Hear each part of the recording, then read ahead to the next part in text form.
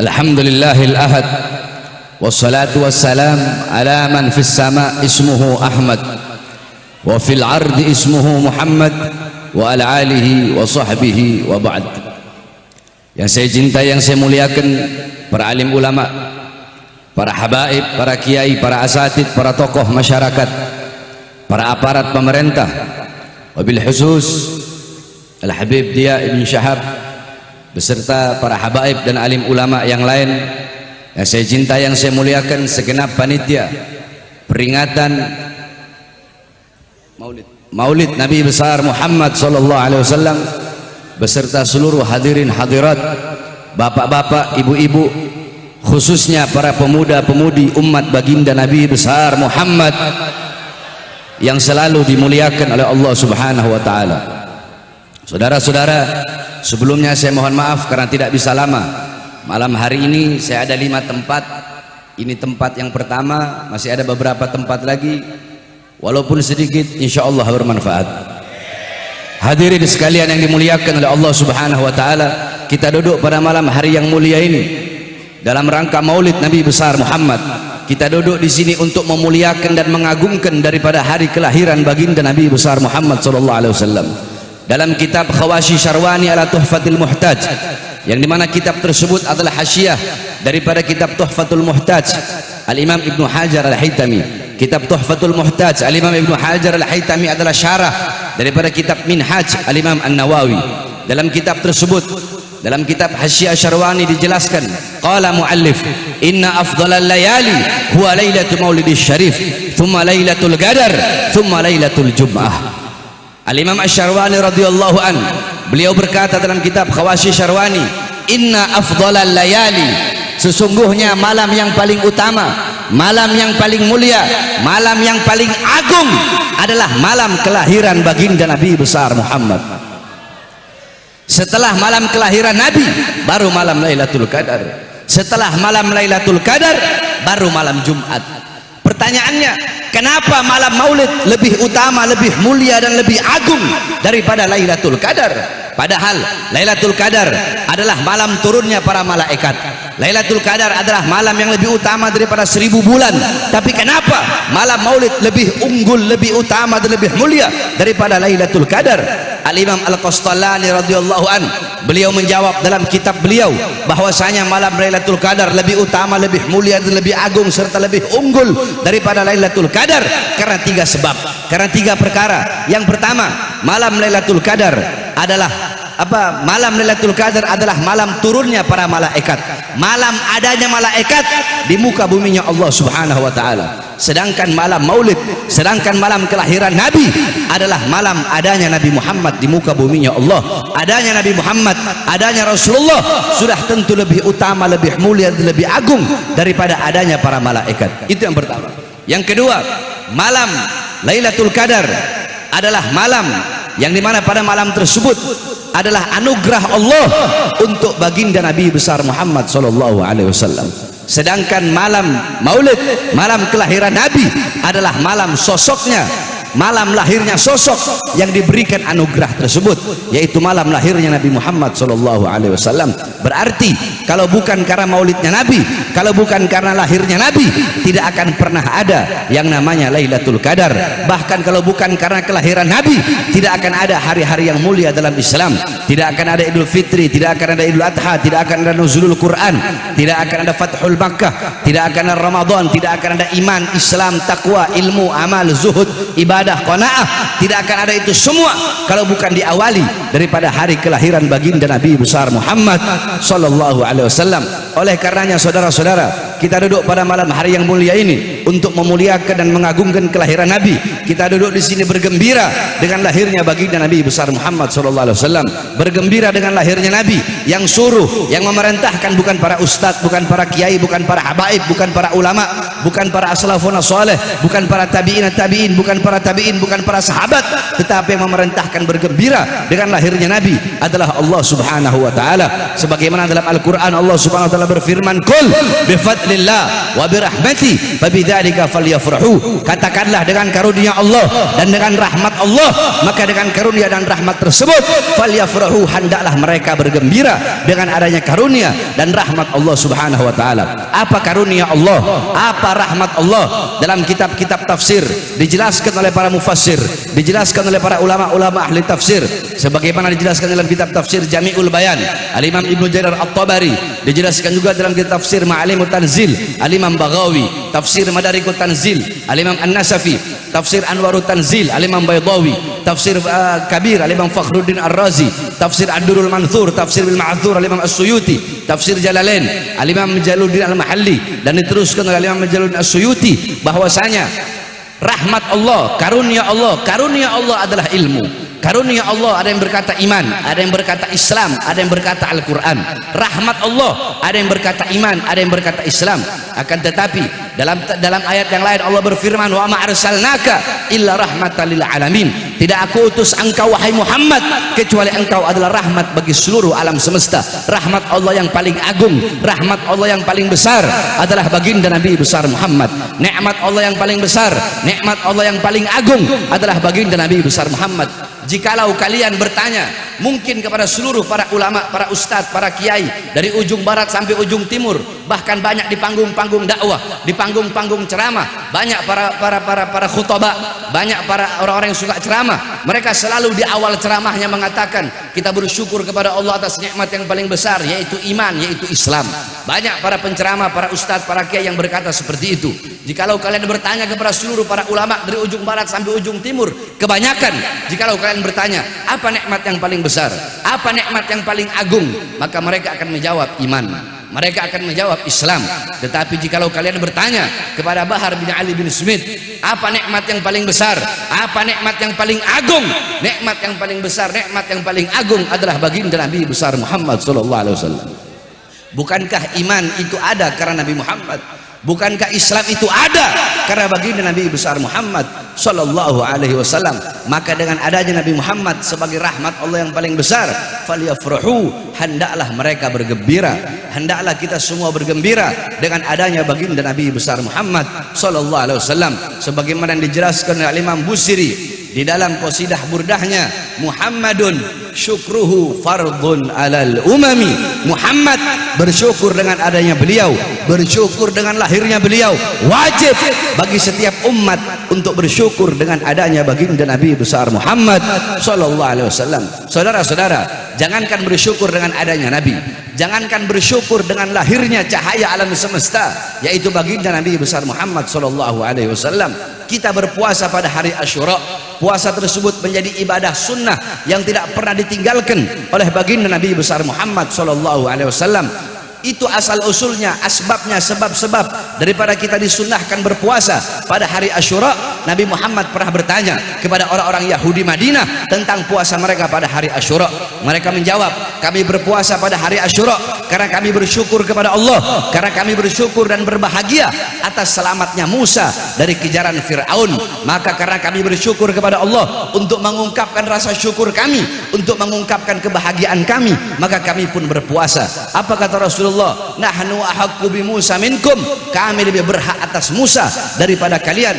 Nabi Muhammad pun berpuasa dan memerintahkan kepada para sahabat untuk berpuasa pada hari Asyura sehingga menjadi ibadah sunnah.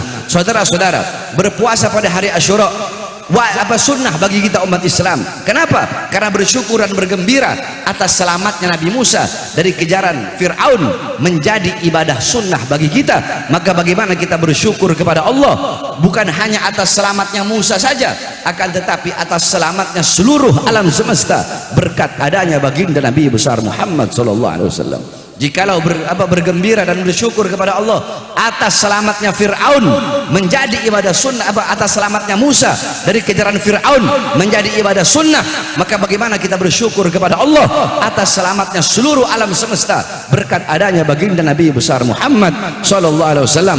Bukankah dikatakan fa kaifa tad'u ila dunya daruratuman laulahu lam tukhrajid dunya minal adami. Bagaimana mungkin Nabi Muhammad akan tertarik kepada kemewahan dunia, kejayaan dunia, kesenangan dunia, kemakmuran dunia, sedangkan kalau bukan karena Nabi, dunia tidak akan pernah keluar dari ketiadaannya. Dunia tidak akan pernah ada kalau bukan karena baginda Nabi besar Muhammad sallallahu alaihi wasallam.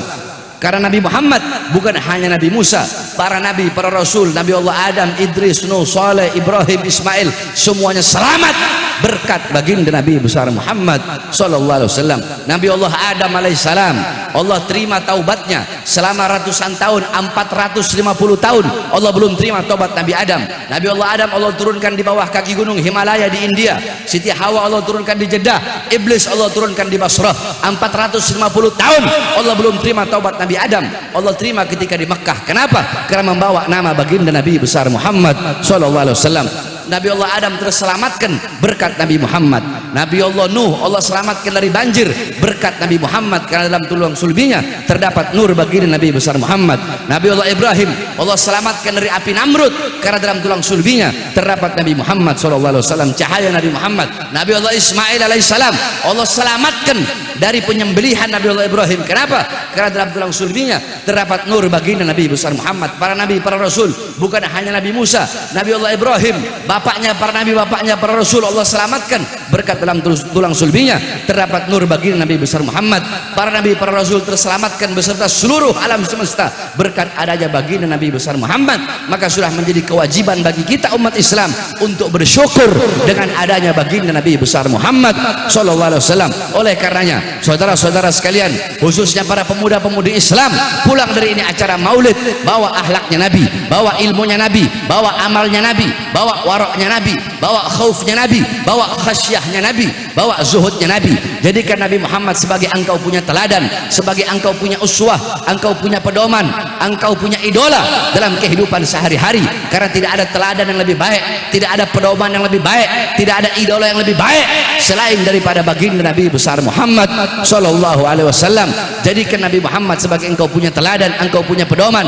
Berpegang teguhlah engkau kepada Al-Qur'annya Nabi Muhammad, kepada kitabnya Nabi Muhammad, kepada sunnah-sunnah baginda Nabi besar Muhammad sallallahu alaihi wasallam. Senangkan Nabi Muhammad, gembirakan Nabi Muhammad dengan menghidupkan engkau punya rumah tangga dengan ajaran Nabi Muhammad sallallahu alaihi wasallam, dengan agama Nabi Muhammad sallallahu alaihi wasallam. Saudara-saudara sekalian yang dimuliakan oleh Allah Subhanahu wa taala, wasiat saya terakhir bagi seluruh para pemuda-pemudi Islam, wahai para pemuda-pemudi Islam, syubbanul yum rijalul ghad, pemuda-pemuda masa kini adalah pemimpin-pemimpin di masa yang akan datang.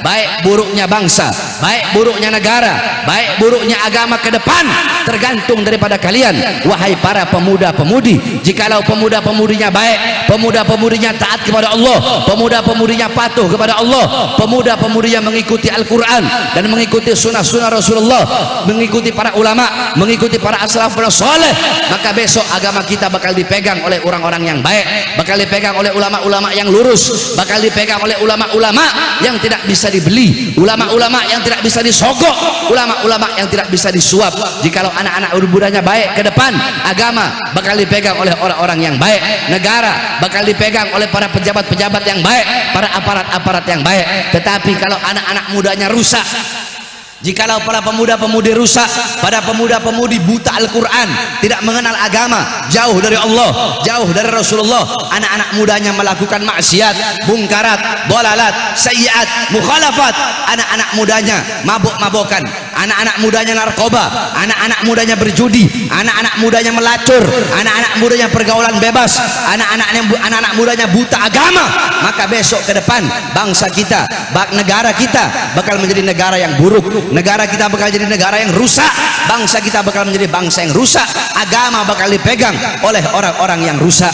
Oleh karenanya para pemuda-pemudi Islam harus menjadi pemuda-pemudi yang selalu berada di barisan paling depan untuk menyampaikan kebenaran. Jangan pernah engkau takut untuk menyampaikan kebenaran, jangan pernah engkau takut menyampaikan yang hak itu hak dan yang batil itu batil. Saudara-saudara, kebenaran adalah milik Allah dan Allah pasti akan memenangkan sesuatu yang menjadi miliknya. Saudara-saudara, kita tidak butuh kepada 1000 pemuda yang lembek, kita tidak butuh kepada 1000 pemuda yang tidak memiliki himmah, yang tidak memiliki ghirrah di dalam berjuang untuk agama, untuk bangsa, dan untuk NKRI yang kita cintai.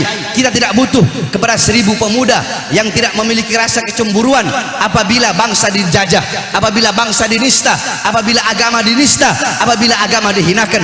Tetapi kita lebih memilih satu pemuda tetapi dalam hatinya berkobar api-api perjuangan, satu pemuda tetapi tidak pernah mundur walaupun satu langkah di dalam membela kebenaran. Saudara-saudara sekalian yang dimuliakan oleh Allah Subhanahu wa taala, jangan pernah engkau takut untuk menyampaikan kebenaran. Selalulah engkau membela engkau punya agama, membela engkau punya bangsa, membela engkau punya NKRI. Saudara-saudara, jangan beri ruang bagi para pengkhianat-pengkhianat bangsa untuk hidup nyaman di negara Indonesia yang kita cintai ini. Saudara-saudara sekalian yang dimuliakan oleh Allah Subhanahu wa taala, saya Bahar bin Ali bin Smith, berkali-kali saya masuk penjara, saudara-saudara. Kenapa saya masuk penjara?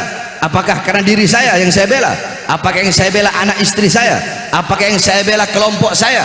Apakah yang saya bela saya punya murid-murid? Tidak, saudara-saudara sekalian yang dimuliakan oleh Allah Subhanahu wa taala. Pertama saya masuk penjara 2 tahun. Kemudian saya keluar. Ketika saya keluar, saudara-saudara, baru 2 hari saya keluar, saya ditahan. Kemudian dibawa ke Nusa Kambangan, saudara-saudara. Kedua tangan saya diborgol, perut saya diborgol, kaki saya diborgol. Borgol dari tangan nyambung ke perut, dari perut nyambung ke kaki. Baru 2 hari saya bebas. Kenapa saya ditahan? Kenapa saya dipenjara? Karena dalam ceramah saya ketika itu awal-awal pandemi, awal-awal corona, saya berkata, wahai para pejabat, wahai pemerintah, wahai presiden, coba engkau lihat, coba kalian lihat, rakyat kalian kurung dalam rumah, tidak kalian beri makan. Apakah kalian ingin menghidupkan rakyat atau mematikan rakyat? Wahai para pemerintah, coba kalian lihat, mal-mal milik asing kalian buka, tetapi warung-warung kecil milik pribumi kalian tutup. Saudara-saudara, saya tanya, siapa yang saya bela? Rakyat atau bukan? Jawab yang keras, rakyat atau bukan?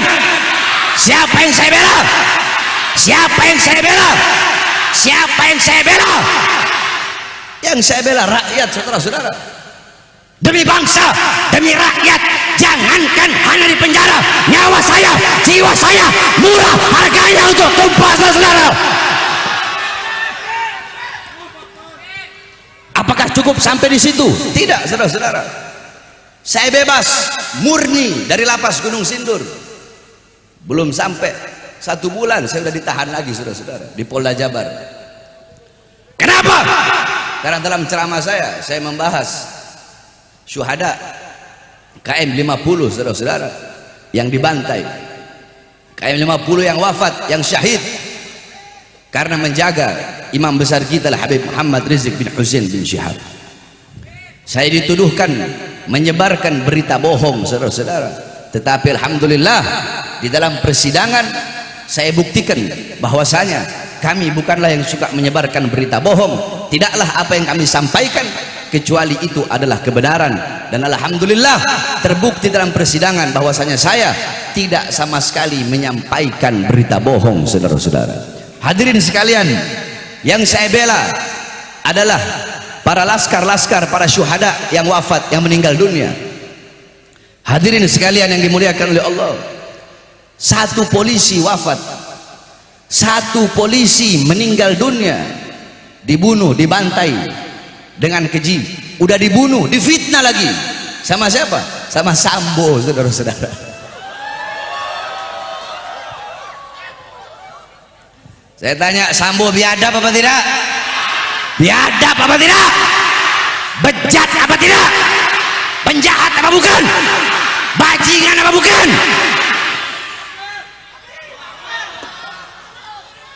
Anak buahnya jadi bunuh, apalagi yang lain, saudara-saudara.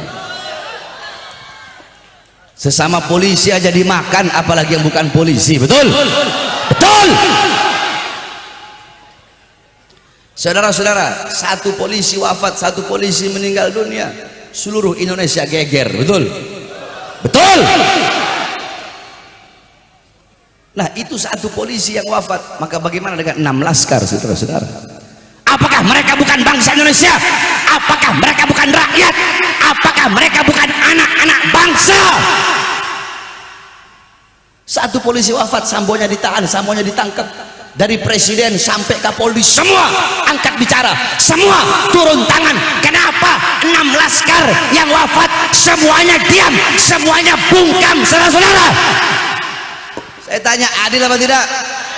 Adil apa tidak? Adil apa tidak? Ketidakadilan lawan apa biarkan? Lawan apa biarkan? Lawan apa biarkan? Oleh karenanya saudara-saudara, Bahar bin Smith tidak akan pernah capek. Tidak ada kata capek, tidak ada kata kapok, tidak ada kata lelah di dalam memperjuangkan keadilan, di dalam menyampaikan kebenaran. Saudara-saudara, jasa saya, raga saya bisa para pengkhianat-pengkhianat bangsa penjarakan. Jasad saya sampaikan, hei kalian, kalian bisa memenjarakan jasad saya, kalian bisa memborgol tangan saya, perut saya, kaki saya, kalian bisa memenjarakan mata saya daripada melihat dunia luar. Tetapi demi Allah, suara-suara kebenaran yang saya sampaikan tidak akan pernah bisa kalian penjarakan. Oleh karena saya tanya semua masyarakat yang hadir di sini, semua yang hadir di sini siap berjuang, siap sampaikan kebenaran, siap perjuangkan keadilan, siap lawan kezaliman, siap lawan para pengkhianat-pengkhianat bangsa. Jangan pernah takut, saudara-saudara. Di sini ngomong siap, ntar ditahan polisi keok. Banyak orang-orang sekarang ini beraninya lagi banyak orang doang, lagi sendiri ampun-ampun. Oleh karenanya terakhir sebelum saya tutup, hadirin sekalian yang dimuliakan oleh Allah, besok tanggal 2 Desember ada acara akbar yaitu reuni 212. Hadirin, 212 bukan hanya milik FPI, betul? 212 bukan hanya milik organisasi Islam tertentu, betul? 212 bukan hanya milik umat Islam saja, betul? 212 bukan hanya milik orang Islam, bukan hanya milik organisasi A, B, C, D, bukan. Tetapi 212 adalah milik seluruh bangsa. 212 adalah milik seluruh rakyat, betul? 212 adalah simbol daripada keadilan. 212 adalah simbol daripada melawan kezoliman dan kemungkaran, saudara-saudara.